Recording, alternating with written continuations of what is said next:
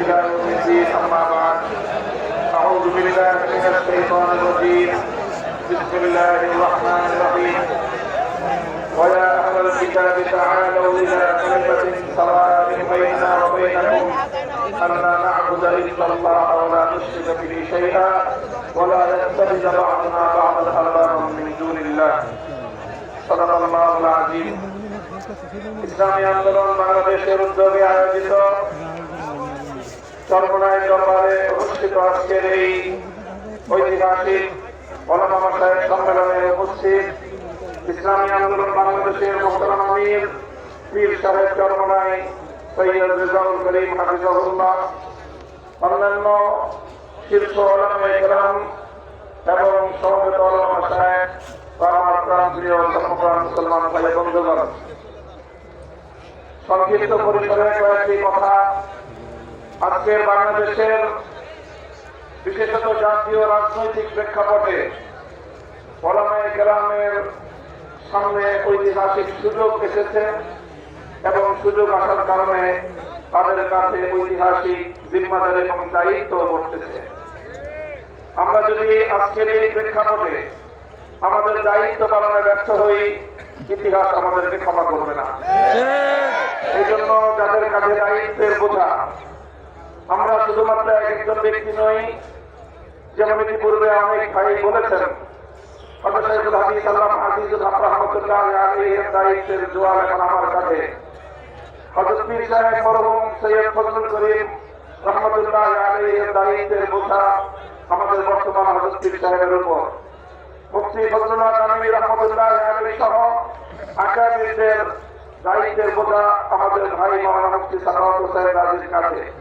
এমনি ভাবে আমরা বর্তমান প্রজন্ম আমাদের পূর্বসূরীদের রেখে যাওয়া একটি সুন্দর প্ল্যাটফর্মের উপর আজকে আমরা দাঁড়িয়ে আল্লাহ দ্বীনের কাজ করার সুযোগ পেয়েছি।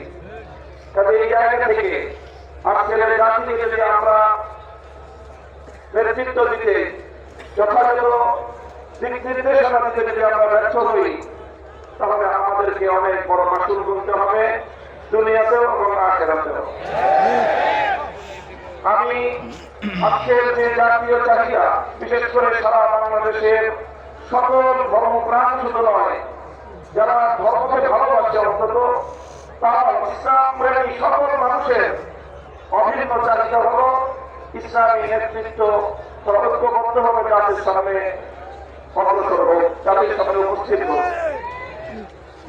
আমি আমার দীর্ঘ যে পর্যবেক্ষণ বাংলাদেশের ধর্মীয় এবং রাজনৈতিক অঙ্গন নিয়ে, সেটা আমি দেখি যে বাংলাদেশে আমরা আলহামদুলিল্লাহ ইসলামিক দৃষ্টিকোণ থেকে আমাদের পার্শ্ববর্তী উপমহাদেশের অন্যান্য দেশের তুলনায় আমরা অনেক সহনশীল একটি জায়গায় রয়েছি। আমাদের বাংলাদেশে ইসলামপন্থীদের মধ্যে পারস্পরিক ঈমান এবং কুফরের কোনো ইখতিলাফ নেই, মতবিরোধ নেই, যেটা আমাদের পার্শ্ববর্তী দেশগুলোতে রয়েছে। সেখানে শিয়া সুন্নির মতো জটিল বিরোধ রয়েছে। এরপরও সেই সকল দেশগুলোতে আমাদের ওলামায়ে দেওবন্দ তারা নেতৃত্ব দিয়ে সেই শিয়া সুন্নি সহ অন্যান্য বাতিল পন্থীদেরকেও বৃহত্তর ঐক্যের মধ্যে তারা তাদেরকে সামিল করে জাতির সামনে ঐক্যবদ্ধভাবে নিজেরা উপস্থিত হয়েছেন। আমি মনে করি বাংলাদেশে এখন ইসলামী অঙ্গনের 4টি পক্ষ রয়েছে, যাদের মধ্যে আমাদের মধ্যে বিভিন্ন শাখাগত, ফিকহি মাসআলাগত এবং বিভিন্ন আকীদার খুঁটিনাটি বিষয়ে ঈমান এবং তাওহীদ এবং রিসালাত আখিরাত ছাড়া আকীদাগত অন্যান্য কিছু বিষয় আমাদের মধ্যে মতপার্থক্য রয়েছে। তবে আমরা সকলে একটি কথায় একমত, সেটি হলো আল্লাহর জমিনে আমরা ইসলামের হুকুমত কায়েম করতে চাই। এই এক কথার ভিত্তিতে হোক আমাদের আগামীর রাজনৈতিক ঐক্যের বুনিয়াদ। যারা যারা আল্লাহর জমিনে কোরআন শাসন কায়েম করতে চায়, তারা আমরা আগামী দিনে একটি ব্যালট বাক্স নিয়ে জাতির সামনে আমরা এক মঞ্চে হাজির হব। আমি মনে করি বাংলাদেশে অনেকগুলো ইসলামিক মহল থাকলেও বাংলাদেশে ধর্মীয় এবং ইসলামী সেক্টরের ইতিহাসে ওলামায়ে দেওবন্দের আছে। এটার মধ্যে কোন ধরনের দ্বিমত অথবা কোন সংশয়ের কোন অবকাশ নেই। বাংলাদেশে যদি 4 লক্ষ মসজিদ থাকে, 3.5 লক্ষ মসজিদের ইমামতের এবং মেম্বারের দায়িত্ব ওলামায়ে দেওবন্দের আছে। তাই ধর্মীয় সকল অঙ্গ